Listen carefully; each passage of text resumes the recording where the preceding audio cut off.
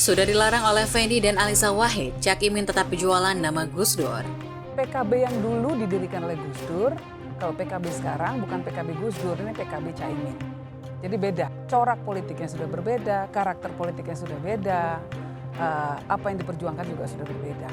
Jadi nggak bisa lagi menurut saya, memang masih tetap jualan nama Gus Dur, masih tetap kalau Haul Gus Dur memperingati, gambar Gus Dur juga dipasang di mana-mana. Walaupun ada perintah dari Gus Dur secara tertulis, ditandatangan di depan notaris, melarang penggunaan semua atribut tentang Gus Dur oleh PKB Muhaimin.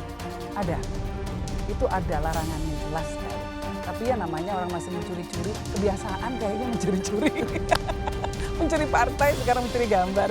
Itu kan peristiwa internal keluarga ya, yang saya kira kalimatnya aja sederhana. Saya itu ditugasi oleh RSA untuk menata ulang partai dengan serius, sudah itu aja. Susah ya, bagi kami susah. PKB Gus Dur terlalu lama, ini terlalu dalam yang sudah terjadi. Gus Dur pendiri partai, orang yang dikatakan oleh Caimin sebagai guru politiknya malah dikudeta, apalagi rakyat. Susah kan mau milih pemimpin seperti itu nanti? Pemilih itu sudah menentukan pilihan. Lebih dari 22%, 24% itu ke Pak Prabowo dan Pak Ganjar, Mas Anisnya 13%. Ini suara pemilih NU. Usai diperiksa Komisi Pemberantasan Korupsi atau KPK terkait dugaan korupsi di Kemenaker Trans tahun 2012, Muhaimin Iskandar melakukan ziarah ke makam Wali Songo. Sebelum berangkat ziarah, Cak Imin demikian Muhaimin Iskandar kerap disapa, menyebut nama Presiden keempat RI Abdurrahman Wahid alias Gus Dur. Cak Imin menyebut Gus Dur adalah tambahan wali dari 9 wali yang dikenal selama ini. Harus terus menjadi pewaris perjuangan mereka. Dan wali 9 ini ditambah satu wali lagi, Gus Dur, insya Allah menjadi wali yang paling kontekstual karena mengabdikan dirinya untuk bangsa dan rakyatnya. Amin. Kata Cak Imin di kantor DPP PKB Jakarta Jumat 8 September. Cak Imin mengatakan Wali Songo merupakan puncak dari kewalian di Tanah Jawa. Akan tetapi ia mengungkapkan sebetulnya ada ratusan wali-wali lain yang telah mengabdi kepada bangsa Indonesia. Menjadikan bangsa ini punya karakter, yang menjadikan bangsa ini tidak terpecah belah. Bayangkan Islam datang masuk dari Arab dengan kekhasannya yang berbeda dengan Jawa yang tidak benturan, katanya. Dan akhirnya Islam berkembang tanpa peperangan, tanpa benturan. Memang ada tahapan-tahapan asimilasi yang kuat. Inilah yang menjadikan spirit kita, Tour de Wali Songo, ujar Cak Imin lagi. Setelah itu barulah Cak Imin melepas keberangkatan Tour de Wali Songo. Ia meminta semua pengurus dan kader PKB untuk meminta restu dan doa agar perjuangan mereka sukses dan bermanfaat. Dengan mengucapkan Bismillahirrahmanirrahim, maka Tour de Wali Songo secara resmi kita berangkatkan, katanya. Setelah resmi memberangkatkan Tour de Wali Songo, Cak Imin didoakan sebagai bakal calon wakil presiden atau cawapres 2024. Sebagaimana diketahui, Muhaimin Iskandar dideklarasikan menjadi bakal cawapres oleh Koalisi Perubahan untuk Persatuan atau KPP. Cak Imin mendampingi Anies Baswedan yang sebelumnya telah dideklarasikan sebagai bakal calon presiden atau capres. Dilarang jualan Gus Dur. Sebelumnya, Putri Sulung Gus Dur meminta Ketua Partai Kebangkitan atau PKB Muhaimin Iskandar atau Cak Imin tak berjualan nama Gus Dur demi mencari dukungan politik dalam Pilpres 2024. Alisa kesal karena Cak Imin membuat narasi bahwa dia adalah korban konflik antara Gus Dur dan Cak Imin.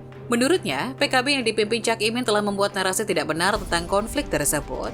Sudahlah, hentikan narasi tidak jujur seperti ini. Permintaan saya cuma ini, PKB berhenti membuat narasi bohong tentang konflik Gus Dur dan Cak Imin. Akui, dulu menyakiti GD, saya saksi hidup bagaimana dampak hal itu pada kesehatan beliau.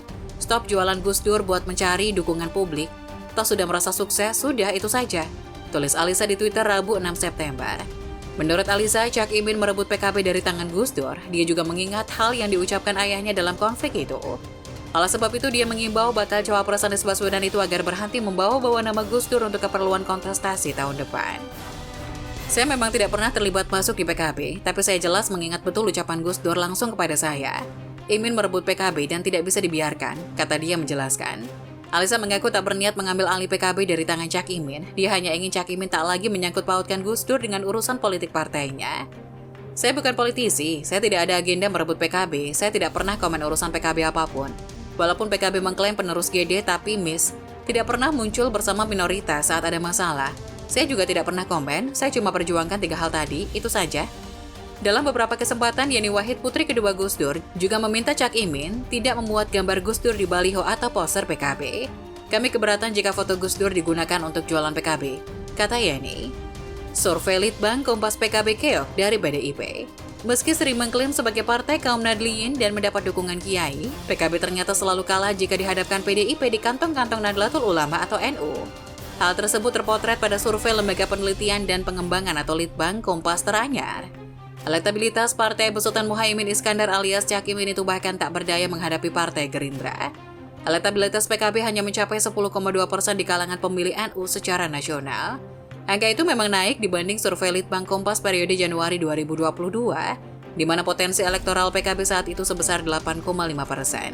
Namun elektabilitas PKB di kalangan pemilih NU ini berada di urutan ketiga setelah PDI Perjuangan dan Partai Gerindra.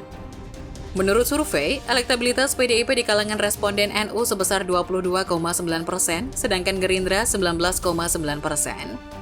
Pemilih kalangan NU banyak tersebar di Jawa Timur. Di kalangan responden NU di Jatim, suara PKB lebih besar lagi yaitu 18,6%. Suara PKB di kalangan NU di Jawa Timur ini lebih besar ketimbang Gerindra yang mengantongi dukungan 13,7%. Namun masih di bawah PDIP yang mendulang 32,9% suara. Secara umum, elektabilitas PKB berada di urutan ketiga dengan raihan angka 7,6%. Sementara tingkat keterpilihan PDIP berada di urutan pertama dengan 24,4% dukungan dan Gerindra di urutan kedua dengan elektabilitas 18,9%. Alasan pilih Cak Imin. Besarnya suara PKB di kalangan NU, khususnya di Jawa Timur, disinyalir jadi alasan dipilihnya Muhaimin Iskandar sebagai bakal calon wakil presiden atau cawapres pendamping bakal calon presiden atau capres Koalisi Perubahan untuk Persatuan Anies Baswedan. Sebab suara Anies masih minim di wilayah tersebut. Adapun survei Litbang Kompas ini digelar pada 27 Juli hingga 7 Agustus 2023. Survei melibatkan 1.364 responden di 38 provinsi di Indonesia. Dengan metode wawancara tatap muka, survei ini mencatatkan margin of error sebesar kurang lebih 2,65%. Survei sepenuhnya dibiayai oleh Harian Kompas. Seperti diberitakan sebelumnya, Anies Baswedan resmi menggandeng Ketua Umum PKB Muhaimin Iskandar sebagai bakal cawapresnya. Keduanya mendeklarasikan diri sebagai bakal capres dan cawapres pada Sabtu 2 September. Duet keduanya mengejutkan panggung politik, lantaran keduanya sebelumnya berada di poros politik berbeda. Anies dijagokan oleh Koalisi Perubahan untuk Persatuan yang didukung oleh Partai Nasdem, Partai Demokrat, dan PKS. Sementara PKB di bawah pimpinan Muhaimin sejak lama berkoalisi dengan Partai Gerindra, mendukung pencapresan Prabowo Subianto. Sosok Muhaimin sebelumnya tak pernah disebut dalam bursa cawapres Anies. Namanya berulang kali masuk radar cawapres Prabowo. Sebelumnya, sosok Ketua Umum Partai Demokrat Agus Harimurti Yudhoyono yang justru digadang-gadang jadi pendamping Anies. PKB yang dulu didirikan oleh Gus Dur, kalau PKB sekarang bukan PKB Gus Dur, ini PKB Caimin. Jadi beda, corak politiknya sudah berbeda, karakter politiknya sudah beda, apa yang diperjuangkan juga sudah berbeda. Jadi nggak bisa lagi menurut saya, memang masih tetap jualan nama Gus Dur, masih tetap kalau haul Gus Dur memperingati, gambar Gus Dur juga dipasang di mana-mana. Walaupun ada perintah dari Gus Dur secara tertulis, ditandatangan di depan notaris, melarang penggunaan semua atribut tentang Gus Dur oleh PKB Muhaimin. Ada. Itu ada larangannya jelas sekali. Tapi ya namanya orang masih mencuri-curi, kebiasaan kayaknya mencuri-curi. Mencuri partai, sekarang mencuri gambar.